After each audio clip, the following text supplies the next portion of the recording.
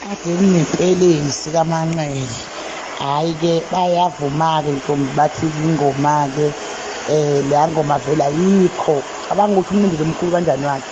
Bathi ingoma ayikho leyana vele ingoba babenzela ukuthi belayele ingane abathulwa ukuthi befake le ntombazane ngoba le ntombazane inamavazi amaningi vele iphezulu. Kahle kahle babelandela shuthi status sokuthi leya ngane vele ingane yaziwayo vele iphezulu futhi kunalo wale ngoma le yokuqala bathi babenzela yena. Ngithi mina ngcono baniyalivuma-ke iqiniso lokuthi vele ingoma le ayikho iumbhedo leya ngoma bathe hey umbhedo ingoba yena wayelandela ukuthi le yangane inamavazi amaningi. Ngithi mina ingakho ngithiwa ko-ladies house kangaka nje le yangane vele isoswayo athi wayelandela lokho kule ngane ukuthi afune umuntu ozohlula lo ngokwezinga lokuba phezulu.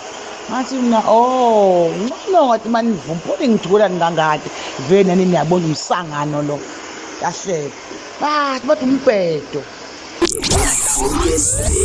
Senkezweni